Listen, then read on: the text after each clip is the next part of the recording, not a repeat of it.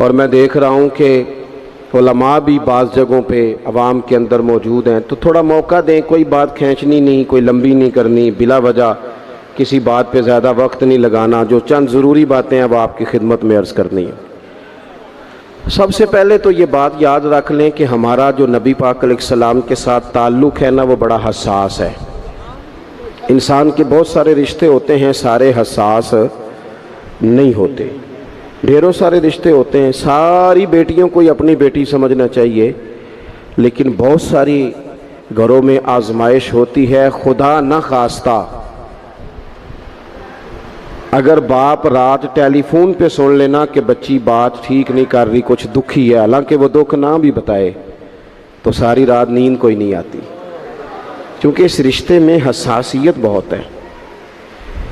سب جگہ پہ انسان پریشان نہیں ہوتا، لیکن خدا نہ خواستہ اس کی ماں پریشان ہو تو پھر وہ بندہ بڑا بے سکون ہوتا ہے، بڑی تکلیف میں آ جاتا ہے۔ عزیز دوستو، سب سے جھگڑا کر کے بندہ پریشان نہیں ہوتا، لیکن اگر اس کا اپنے گھر جھگڑا ہو جائے نا، تو یہ بہت سارے لوگ جو باہر جن کی موٹر سائیکل کی ٹکر ہوتی ہے نا، یہ دراصل بیچارے گھر سے پریشان نکلتے ہیں۔ جانے کس عمر میں جائے گی یہ عادت میری، روٹھنا اس سے تو اوروں سے الجھتے پھرنا۔ کئی دفعہ انسان اس ترتیب سے بھی پریشان ہوتا ہے۔ تو ہر رشتہ جو ہوتا ہے اس میں حساسیت نہیں ہوتی، کچھ رشتے حساس ہوتے۔ میرے نانا جان انتقال کر گئے رمضان شریف میں، تو والدہ بڑی حوصلے والی تھی، مزاج کے لحاظ سے بڑی صبر والی اور کشادہ دل رکھتی تھی اماں جی۔ نانا جی انتقال کر گئے، ایک دو ماہ کے بعد محلے میں ایک اور بزرگ کا انتقال ہوا، تو اماں جی سارا رات ہی روتی رہیں۔ تو میں گھر میں تھا نہیں، واپس آیا تو بچے گھر والے باقی کے مجھے بتانے لگے کہ اماں جی پہلے ہی مریض ہیں، تو اب وہ چپ نہیں کر رہی، تو آپ ذرا ان کو کہیں۔ میں نے کہا اماں جی عادت ہو گئی ہے، پہلے تو ایسا نہیں تھا۔ تو میری والدہ نے اپنے لہجے میں مجھے جواب دیا، کہنے لگی پتر پہلا یہ دکھ نہیں سی نہ لگا، پھر فرمان لگیاں کسے نو پترا کدوں کوئی روندا ہے، وہ تو اب وہ کسی کا باپ گیا تو ہمیں تو اپنا یاد آیا ہے۔ کچھ رشتوں میں حساسیت زیادہ۔ نوجوان میری بات پر غور کریں، یہ ہمیں سارا کفر کہتا ہے، سارے مشرک کہتے ہیں، تانے دیتے ہیں کہ مسلمانوں تم حضور کے نام پر اتنے جذباتی کیوں ہوتے ہو؟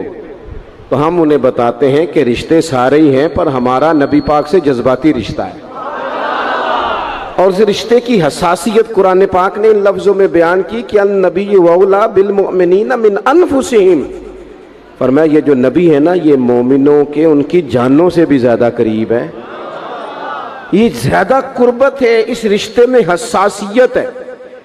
اور نبی پاک علیہ السلام کا امت سے تعلق کس طرح کا ہے؟ عزیز علیہ ما عنتم، فرمایا مشکل میں تم پڑو تو تکلیف میرے محبوب کو ہوتی ہے۔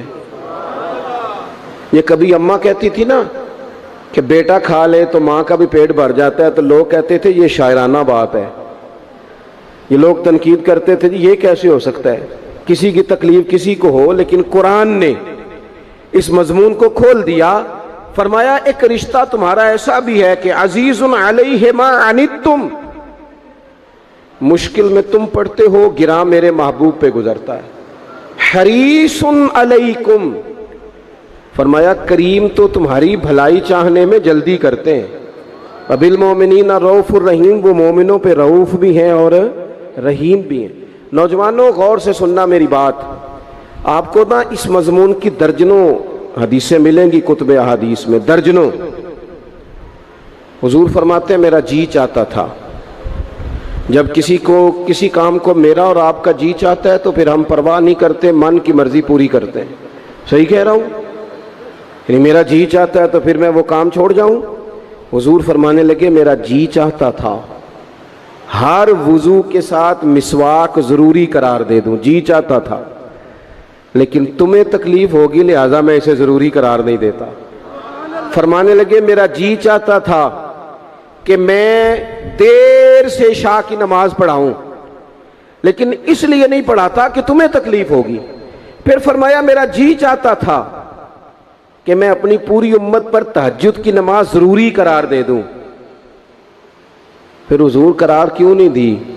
تو بات کا مفہوم یہ بنتا ہے کہ حضور فرمانے لگے میں نے اپنی چاہت نہیں دیکھی، تمہاری نیند دیکھی ہے، تمہیں تکلیف ہوگی۔ حضرت سیدہ عائشہ صدیقہ فرماتی ہیں، صحیح حدیث میں موجود ہے، فرماتی ہیں حضور کو امت کے حق میں دو باتوں کا اختیار دیا جاتا نا کہ یا رسول اللہ یہ والی چیز آپ کی امت پہ ضروری کر دی جائے یا یہ والی، تو سیدہ فرماتی ہیں جو چیز زیادہ آسان ہوتی حضور امت کے حق میں اسے اختیار کرتے، امت پر مشکل نہ آئے۔ حساسیت امت کے حق میں، نبی پاک کے دل میں حساسیت، یہاں تک بات آ گئی کہ حضور فرماتے ہیں میں امامت کر رہا ہوتا ہوں، دل کرتا ہے لمبی نماز پڑھاؤں۔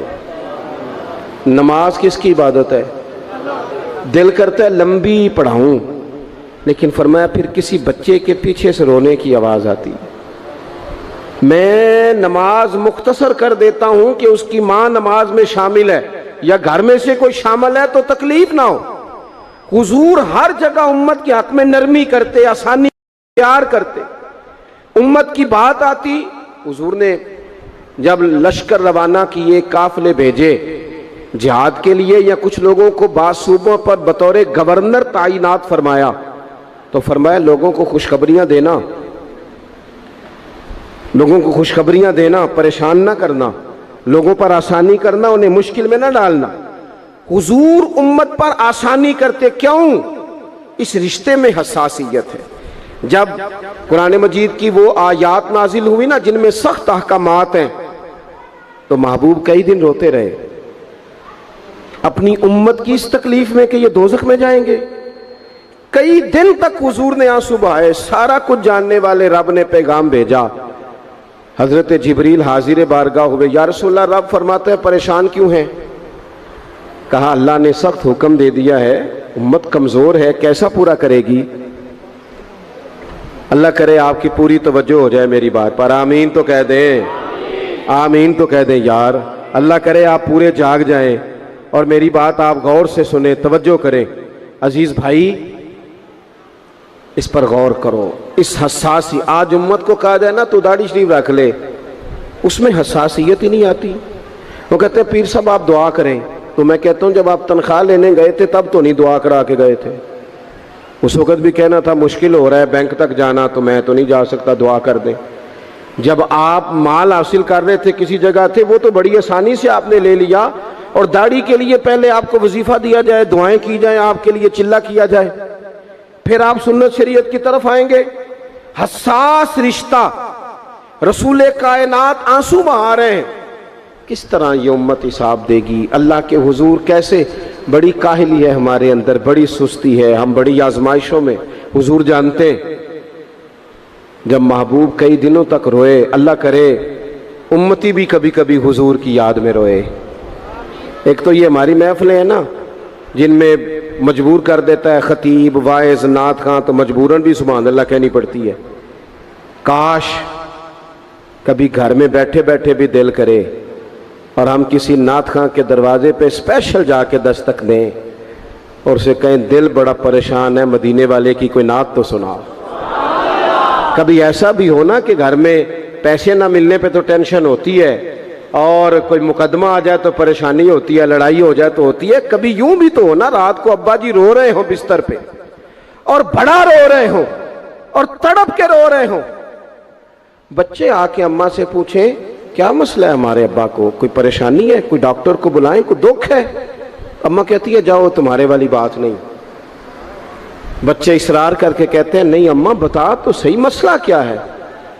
تو اماں ٹھنڈی آہ بھر کے کہتی ہے پتر تمہارے باپ کو نا نبی پاک کا مدینہ یاد آتا ہے، جنوں ویکھ کے ٹھردیاں اکھیاں نے تے جنوں ویکھ کے ٹھردا سینہ ہے، ربا تیری ساری خدائی چ ایک ہی تے شہر مدینہ ہے۔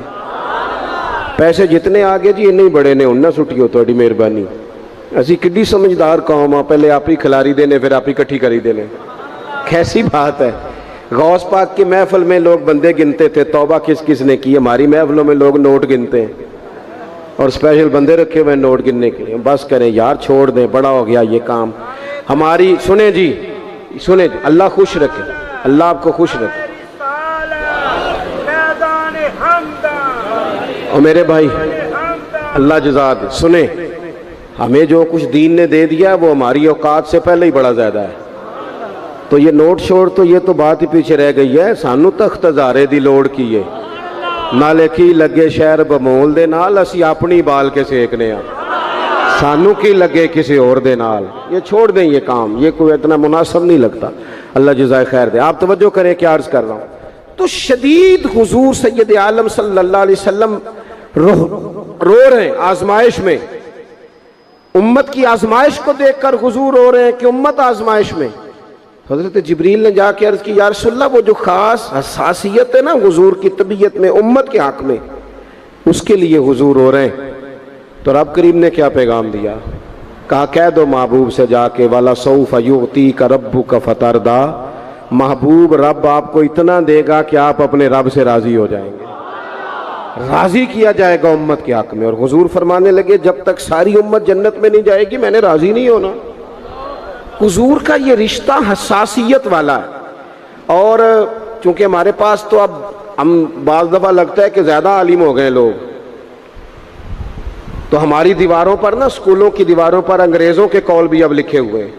تو کئی دفعہ پوچھنے کو دل کرتا ہے انتظامیہ سے کہ حدیثیں ساری یاد ہو گئی ہیں بچوں کو, جو تمہیں اب قولوں کی ضرورت پڑ گئی وہ بھی غیروں کے اقوال تک تم آ گئے ہو. اس قوم کو تم نے حضور کے فرامین سارے سنا لیے. او خدا کے بندو, حضور نے تو اتنا حساس کر کے یہ رشتہ بتایا ہے کہ باریک باریک نقطے بھی سمجھائے.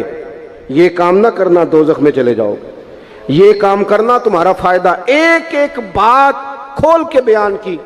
امت کے پاس ٹائم ہی نہیں ہے حدیثیں پڑھنے کا, وقت ہی نہیں ہے. ہمارا تو مزاج بن گیا نقطے سننے سنانے کا. نقطے, وہ ہمارا نقیب محفل اسٹیج پہ بھاگ کے ادھر جاتا ہے, پھر بھاگ کے ادھر آ جاتا ہے. وہ کیوں لگا, کہتا میں جملہ دین لگا. او خدا کے بندے تو جملہ رہن دیکھا, تو کوئی آیت دے, تو کوئی حدیث پاک پڑھ. اور پھر وہ بعض اوقات میں تو چونکہ کمزور سا بندہ ہوں, تو وہ جب 50 کو دفعہ کہتے ہیں نا تیار ہو جو جملہ دین لگا, تو ایسے لگتا ہے جملہ نہیں آئے گا, کوئی ایٹم بم بھی آئے گا. بھائی تو دے دے جو تو نے دینا, اتنا پریشان تو کس بات کا ہو گیا. اور پھر سارے کہہ رہے ہیں جتنے آئے, نقیب, نعت خاں, خطیب, سب کہہ رہے ہیں سارا قرآن حضور کی تعریف ہے. تو پھر پڑھنا چاہ رہا ہے تو بھی تو پڑھ, کوئی بھی نہیں رہا, کہیں جا رہا ہے اپنی زندگی کے اندر. حضور نے جو ہمیں اسباق دیے, جمعے والے دن ٹائم پہ مسجد جایا کرو. مولوی نکمہ بھی ہو نا میری طرح کا, آپ وقت پہ جائیں گے تو وہ تیاری شروع کر دے گا. آپ آخری 10 منٹ جاتے ہیں تو وہ کیا مولانا دیواروں کو تقریر سنائیں؟ تیاری کریں, حضور کے فرامین سنیں. اور نبی پاک صلی اللہ علیہ وسلم نے جہاں جہاں ہمیں اسباق پڑھائے ہیں وہ اس رشتے کی حساسیت کو دیکھیں. چونکہ حضور نے بڑا حساس رشتہ بنایا امت سے, تو پھر امت کے دل بھی حضور کے حق میں بڑے حساس ہیں. اپنے مزاج کے لحاظ سے نا نرم طبیعت کے آدمی حضرت صدیق اکبر. کچھ لوگ نرم ہوتے ہیں نا بیچارے, جو گیا مان لی, جو گیا مان لی, ان کو لوگ تنگ بھی بڑا کرتے ہیں. یہ بھی میں آپ کو بتا رہا ہوں. وہ جس بندے کا پتہ ہوتا ہے نا کہ جناب اس کے پاس گئے تو یہ اکثر تارے شاٹ بھی رہتی ہیں, تو وہاں ذرا جاتے بھی لوگ تھوڑی احتیاط کرتے ہیں. حضرت ابو بکر صدیق طبعاً نرم طبیعت کے تھے, کشادہ روئی, خندہ پیشانی مزاج کا حصہ تھا. وہ دیر تک صبر کرنے کے عادی تھے. لیکن ایک دن ان کے والد آئے جناب ابو قحافہ رضی اللہ تعالیٰ عنہ, بعد میں انہوں نے کلمہ پڑھا. ایک دن حضور کی بارگاہ میں شکایت لے کے آئے. اب کسی اس بندے کی شکایت آ جائے نا جس کی توقع نہ ہو, جس سے توقع نہ ہو. وہ کسی نے کہا تھا نا کہ تجھ سے شکوہ نہیں بے وفائی کا, پر تجھ سے امید بے تحاشا تھی. تیرے اوپر امیدیں بڑی تھیں, تو نے یہ جو کام کیا نا یہ تھوڑا عجیب لگا ہے, تجھے نہیں کرنا چاہیے تھا. کوئی اور کر دیتا تو چلو بات اتنی سخت نہیں تھی, تجھے نہیں کرنی چاہیے تھی, تیری بنتی نہیں تھی.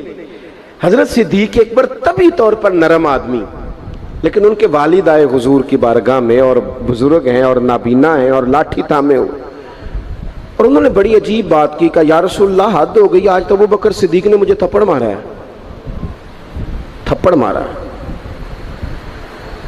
یہ ابھی وہ مسلمان نہیں تھے، شکایت آئی، کریم محبوب علیہ السلام کے گرد جتنے لوگ کھڑے تھے محو حیرت ہو گئے کہ ابو بکر صدیق یہ کام کریں گے۔ حضور نے فرمایا بلاؤ نا جناب صدیق کو، حاضر بارگاہ ہو گئے، ہاتھ باندھے، نظر جھکائی ہے۔ حضور نے فرمایا ابو بکر لوگوں کو تو یقین ہی نہیں آ رہا، تم نے تھپڑ مارا باپ کو؟ خاموش کھڑے، خاموش۔ کریم نے فرمایا ابو بکر سن رہے ہو میں نے کیا کہا؟ باپ کو مارا ہے؟ چپ کھڑے۔ تیسری دفعہ حضور نے فرمایا بولتے کیوں نہیں؟ انہوں نے نا گردن اٹھائی، آنسو ٹپ ٹپ داڑھی پہ گر رہے، رو کے عرض کرنے لگے یا رسول اللہ باپ سے کہیں خنجر لے کے میرا گلا کاٹ دے، میں سی نہیں کروں گا، پر اس نے نا آج آپ کے بارے میں بات کی ہے، آپ کی شان اقدس کے بارے میں کچا جملہ بولا ہے، آپ کے بارے میں کمزور بات کی ہے۔ یا رسول